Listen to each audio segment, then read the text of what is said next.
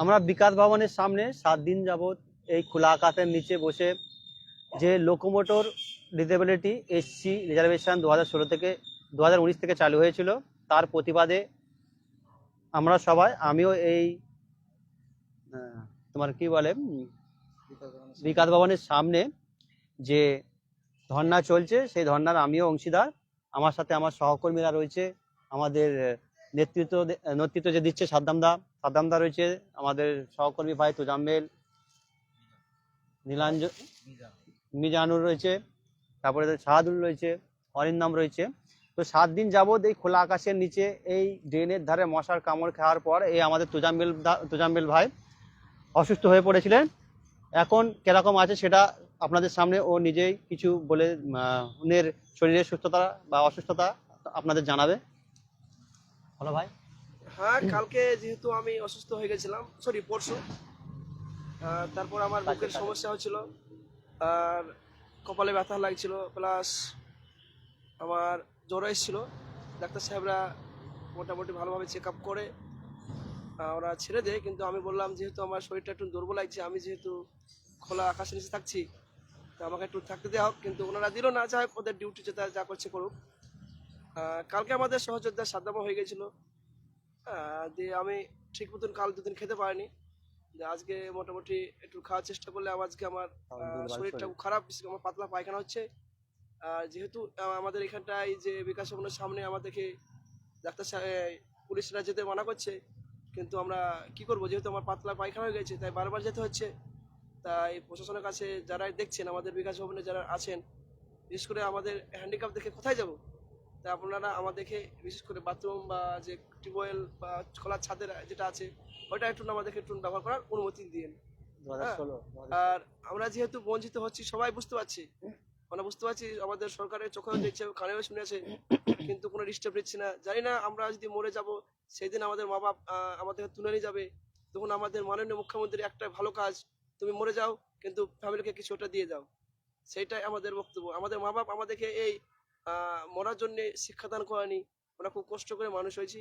তাই প্লিজ আমাদের যে চাহিদাটা, সেটা আপনাকে অনুরোধ, হ্যাঁ আপনি এটা বিবেচনা করবেন। আজ বিগত 7 দিন ধরে আমাদের আন্দোলন চলছে, আর আমার একটাই দাবি, যদি আমি মরে যাই মরবো, কিন্তু আমাদের যে দাবি না উঠলে, না পূরণ হলে আমি এখান থেকে উঠছি না। এটাই আমার আপনার কাছে শেষ বক্তব্য। গতকাল আমাদের প্রতিনিধি সাদ্দামদা অসুস্থ হয়ে গেছিলেন। প্রথমে কলকাতা সল্টলেকে ওনাকে ভর্তি করা হয়েছিল, ওখান থেকে ট্রান্সফার করে ফিরেছে। ওনারও শরীর কেমন আছে ওনার মুখ থেকে শুনবো। শরীর খুব একটা ভালো নেই, কারণ আমি 15 তারিখে তো সেন্টার পার্কে ওখানে তো পুলিশের ধাক্কাধাক্কিতে তো সেটা ফেলেই দেওয়া হয়েছিল রীতিমতো। তারপরে 16 তারিখে রাত্রিবেলা একাই সমস্যায় ভুগছি, পাশাপাশি এটাও একটা সমস্যা। এই সমস্যার সমাধান কবে হবে সেটা হয়তো দেখতে পাচ্ছে প্রশাসন, কিন্তু প্রশাসনের কোনো হেলদোল নেই। এই কারণে কি আর করা যাবে, সেটা আমরা ওখানেই বসে আছি। না, অধিকার ফিরে না পেলে আমরা এখান থেকে উঠছি না। সেই যেটা হোক, আমাদের মৃত্যু যদি হয় সেটা মনে নেব, কারণ এটা অধিকারের লড়াই। 2019 সাল থেকে আমরা বঞ্চিত হয়েছি একাধিক পরীক্ষায়, এমনকি সামনে 2022 স্টেট পাস, আমি 2025 সালে প্রাইমারি টিচার নিয়োগের যে নোটিফিকেশান দেওয়া হয়েছে সেখান থেকে আমি বঞ্চিত হয়েছি। যদি আমার কোনো কারণে মৃত্যু হয়ে যায় এখানে, তাহলে রাজ্য সরকার দায়ী থাকবেন। আর আরও একটা কথা, আমার বাড়িতে কোনো টাকা পয়সা বা চাকরি নিয়ে যাবেন না। আপনার যদি প্রয়োজন, আপনি যদি সত্যিই উপকার করতে চান, আমি তো উপকার চাইছি না বা দয়াও চাইছি না, আমার অধিকারটা চান, আপনি আমার সঙ্গে বৈঠকে বসুন, ইমিডিয়েট বৈঠকে বসুন। মুখ্য সচিব প্লাস স্বাস্থ্যমন্ত্রী তো আপনি, আপনার স্বাস্থ্য ভবনের প্রিন্সিপাল সেক্রেটারিকে নেবেন, কারণ পশ্চিমবঙ্গ রাজ্য সরকারের প্রত্যেকটা হসপিটালে ফেক হ্যান্ডিক্যাপের ছড়াছড়ি, টাকার বিনিময়ে সার্টিফিকেট নিচ্ছে। বিশেষত মুর্শিদাবাদ, মালদা, বীরভূম, উত্তর দিনাজপুর, বাঁকুড়ার কিছু অংশ, আরও অন্যান্য জেলা রয়েছে যেখানে তারা টাকার বিনিময়ে সার্টিফিকেট নিচ্ছে। তাদের সার্টিফিকেট 100% জেনুইন, কোনো সমস্যা নেই, কিন্তু ক্যান্ডিডেট ফেক। আর আপনারা নিয়োগকারী সংস্থা যেটা নিয়োগ করছেন ওই সার্টিফিকেট ভেরিফিকেশন করছেন, ঠিক আছে, কিন্তু আপনারা ক্যান্ডিডেট ভেরিফিকেশন করেন না। এতে আমার মতো সত্যিকারী প্রতিবন্ধী মানুষ, বিশেষভাবে সক্ষম মানুষ বঞ্চিত হচ্ছে। এটা চরম অন্যায়। আমার মতো মানুষটা আজকে 7 দিন ধরে এখানে বসে আছে। অধিকার যতক্ষণ না আমি এখানে পাচ্ছি না, এখান থেকে উঠবে। এতে আমার যদি মৃত্যুও হয় সেটা মেনে নেব, আমি আর আমার সাথে তুজাম্মেল ভাই। পশ্চিমবঙ্গের কেউ যদি না আসে, আমরা দুজনেই থাকবো এখানে। মরতে হলে এখানেই মারবো, বাঁচতে এখানেই মরবো। আমি মুর্শিদাবাদের ছেলে, সাগরদিঘি আমার এলাকা। সাগরদিঘির ছেলে কোনো ভয় পায় না, মরতেও ভয় পায় না। বেঁচে থাকবো, বেঁচে থেকেই লড়াই করব। মৃত্যু আমাদেরকে অত সহজে হার মানাবে না। আপনি আসুন এখানে, মুখ্যমন্ত্রী আপনি বলুন, হয় এখানে আসুন। এখানে আপনাকে আসতে বলা হয়তো আমার ভুল হচ্ছে, কারণ আপনি অনেক প্রোটোকলের মধ্যে থাকেন। তাই আপনাকে আমি বলছি, আমাকে নবান্ন ডেকে বৈঠক করুন। আপনার অনেক কিছু সমস্যা রয়েছে, এই সমস্যার সমাধান আমি দিয়ে দেবো আপনাকে। আপনি ইমিডিয়েট এটা করুন আর আমার অধিকার ফিরিয়ে দিন। অধিকার না ফেরালে বৃহত্তর আন্দোলন হবে। যদি আন্দোলনে কেউ সাথে না থাকে, তুজাম্মেল আর আমি এখানে বিকাশ ভবনের সামনেই বসে থাকবো যত দিন যাবে। আর আরও একটা কথা বলি, বুদ্ধিজীবীরা আপনারা কোথায়? পশ্চিমবঙ্গের মানুষ 7 দিন ধরে এখানে বসে রয়েছি, আপনাদের তো একজনকেও দেখতে পেলাম না। আপনারা তখন কি বলবেন? অফিসে গেলে ভাতা পান তো? ভাতা দিয়ে কী হবে? আপনাকে আমি ভাতা দেবো, শুধু আমার অধিকারটা ফিরিয়ে দিন, আপনাকে আমি ভাতা দিয়ে দেবো। আর আমি যে এই ভাতার আমার দরকার নাই। 1,000 টাকায় কি? 1,000 টাকা আমি চাইছি না। আপনি অধিকারটা ফিরিয়ে দিলে হবে, আমি আমার অধিকার বুঝে নেব। আপনার কাছে আমি দয়া চাইছি না, এখানে ভিক্ষে চাইতে আসিনি। আমি বলিনি একবারও চাকরি দিন। আর এই চাকরি যদি আমি না পাই, এই বিকাশ ভবন আমি ছাড়ছি না। প্রত্যেক ন্যায্য প্রতিবন্ধীর যেন চাকরি, এটা আমি অনুরোধ করছি না। আপনি আমার সামনাসামনি বসুন, নাহলে বিষয়টা ভালো হচ্ছে না। কারণ আমি মরলে দায়ী সমগ্র পশ্চিমবঙ্গের। আপনি আমাকে ইমিডিয়েট এখান থেকে যাতে সুস্থভাবে বাড়ি ফিরতে পারি সেই ব্যবস্থাটাই করুন। আমি আর কথা বলতে পারছি না, আমার অবস্থা দিন দিন খারাপ হয়ে যাচ্ছে। আপনি তাড়াতাড়ি করবেন আশা করি। আমাদের তুজাম্মেল ভাই আরো কিছু বলবে, যে উনি তো এসএসসিতে 60-এ 60 পেয়েছিলেন, তো তার কপি দেখে কিছু বলতে চাইছে।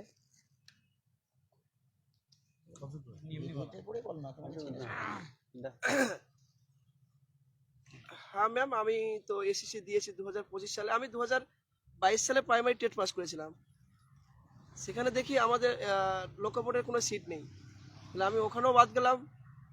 সঙ্গে 2025 সালে আমি গোটা ওয়েস্ট বেঙ্গলের মধ্যে 60-এ 60 নম্বর পেয়ে আমি এখানে ফার্স্ট ছিলাম। কিন্তু আমাকে ভেরিফিকেশানে ডাকা হলো, ঠিক মতন ভেরিফিকেশনে করা হলো, কিন্তু যখন ফাইনাল যে আমার ইন্টারভিউয়ের যে লিস্ট আছে ওখানে আমাকে বাদ দেওয়া হয়। আমি তারপর জানতে চাই ওদের যে অফিসার থেকে ছিল, ওনারা বলছে ভাই তুমি তো এসসি এলডি না, তোমাকে এসসি এলডি হলে তোমাকে আমি সিট দিব। হ্যাঁ, আমার একটা আবেদন সরকারের কাছে, বা যিনারা এই নিয়ম তৈরি করেছেন তাদেরকে, তাহলে যে একটা হ্যান্ডিক্যাপ ছেলে, তিনাকে কি এসসি ঘরে ফ্যামিলির যে জন্মগ্রহণ করতে হবে, সেটা আমার কাছে আবদার। আমি একজন মুসলিম, তাই বলে কি আমার এই অপরাধ? আপনি তো বলেন আমি মুসলিমদের মেশা, কিন্তু আজ মুসলিমদের তো বঞ্চিত হচ্ছে। তাহলে আমি মুর্শিদাবাদের ছেলে, আপনি ভাবলো করে জানবেন। প্রতিবন্ধী আপনার একটা হাত যেমন না থাকলে আপনি যেমন কষ্ট পাবেন, তেমনি আমিও কষ্ট পাবো। তেমনি একটা আমার এসসি ভাই যদি একটা হাত না থাকে, যেমন কষ্ট আমার একটা হাত না থাকে তেমনি কষ্ট।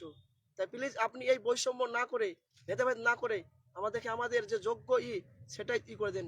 আমি চাই না আমি কোনো নিয়োগ, আমি আপনার কাছে কোনো চাকরি চাই না। আপনি আমি যে যোগ্যতা অর্জন করেছি, আমাকে সেই যোগ্যতা অনুযায়ী আমাকে লড়াই সুযোগ করে দিন, আমি ঠিক চাকরি আদায় করে নেব। তাই প্লিজ আপনি এই বৈষম্যটা দূর করুন। আমি জানি আপনি খুব মাননীয় আমাদের মুখ্যমন্ত্রী, আমাদের ওপর আপনাদের অনেক আশা ছিল, কিন্তু আপনি সেটা করলেন না। তো যাই হোক, আপনি এটা ভাবে চিন্তা করবেন, আপনার যে দপ্তরের অফিসাররা আছেন ওনাদের সঙ্গে এটা বিবেচনা করে আমাদেরকে এটা করেন। এই খোলা মাঠে আজ আমরা 7 দিন বসেছি, হ্যাঁ, এটা আপনাকে একটু ভাবা দেখা উচিত। Thank you ma'am.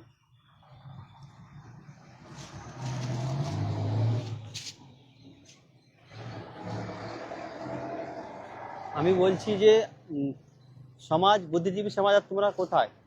কেননা আজ এই চাকরির প্রার্থী শিক্ষকতার ক্ষমতা থাকা সত্ত্বেও এই ফুটপাতের মধ্যে শুয়ে আছে। নিজের শিক্ষাগত যোগ্যতার পরিচয় দিয়েও 60 পেয়ে এই ফুটপাতে শুয়ে আছে, তাও সে বিশেষভাবে সক্ষম। তার বুদ্ধিজীবী সমাজ আপনারা কোথায়?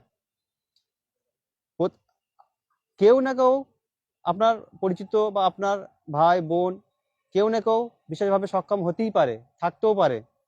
তারা যদি আজ এই ফুটপাতের মধ্যে শুয়ে থাকতো, তা আপনারা কি ভাবতেন? যে যোগ্যতা থাকা সত্ত্বেও ফুটপাতে শুয়ে থাকতে হচ্ছে নিজের অধিকারের জন্য। এই বিকাশ ভবন থেকে এমন একটা রোস্টার বেরিয়েছে যে 2019 সালে এই বিকাশ ভবন থেকে এমন একটা রোস্টার বেরিয়েছে যে বিশেষভাবে সক্ষম দৈহিক প্রতিবন্ধীরা সমস্ত পশ্চিমবঙ্গ সরকারের সমস্ত পরীক্ষা থেকে বঞ্চিত করছে। তাই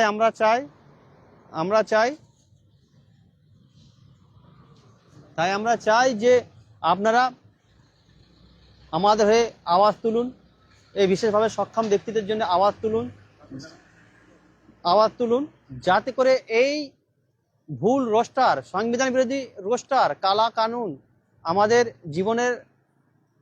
জীবনকে কলঙ্কিত না করতে পারে, আমরা আত্মস্বনির্ভর হয়ে বাঁচতে পারি। আপনারা তাদের যোগ্যতা অনুযায়ী যে স্বনির্ভর হয়ে চাকরি করে বাঁচতে পারে, আপনার সেই পথটা বন্ধ করে দেবেন না। তাই আপনাদের কাছে অনুরোধ, আপনারা পাশে দাঁড়ান। এই 2019 সালের কালো রোস্টার যাতে ইমিডিয়েট রিমুভ হয়, 2016 রোস্টার কার্যকর হয়, সেটার ব্যবস্থা করুন। তো এটাই অনুরোধ আমাদের। আরেকটু কিছু অনুরোধ আমাদের তরফ থেকে আমাদের ভাই তোজাম্মেল ভাই করতে চাই, সেটা শুনুন।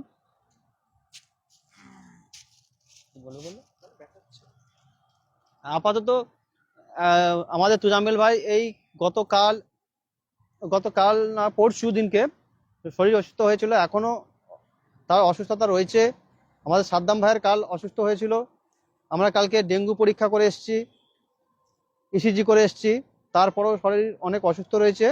তো আমাদের তোজাম্মেলের ভাইয়ের এখনো বুকে ব্যথা হচ্ছে।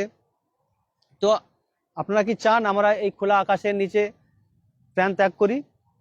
তো কেননা এই যদি কারোর একটা জীবন চলে যায়, তার জন্য কিন্তু এই পশ্চিমবঙ্গের সমাজ আপনারা দায়ী হবেন। কেননা এরা নিজের অধিকারের জন্য এই রাস্তায় বসে আছে, ভিক্ষার জন্য নয়। এই প্রতিবন্ধী ব্যক্তিরা যারা বিশেষভাবে সক্ষম ব্যক্তিরা, যারা নিজের প্রয়োজনীয় কাজ নিজে করতে পারে না, অন্যের উপর ডিপেন্ডেন্ট হতে হয়, আর তাদের ক্ষমতা কেড়ে নেওয়া হচ্ছে, তাদের আত্মস্বনির্ভর হয়ে বেঁচে থাকার ক্ষমতা কেড়ে নেওয়া হচ্ছে। সেই কেড়ে নেওয়ার পদ্ধতিটা এই সমাজ, আপনারা আমাদের সাথে সাথ দিয়ে এই বুদ্ধিজীবী সমাজকে আমার কাছে একটাই অনুরোধ যে আপনারা এই রোস্টারের বিরুদ্ধে আওয়াজ তুলুন, যাতে করে বিশেষভাবে সক্ষম ব্যক্তিরা তাদের অধিকার ফিরে পাক। এটুকুনি আমার বলার ছিল। আর বাকি আমার থেকে ভালো আপনারাই বোঝেন। আপনারা হচ্ছে বুদ্ধিজীবী সমাজ, আমাদের অবশ্যই সুবুদ্ধি আছে, আপনারা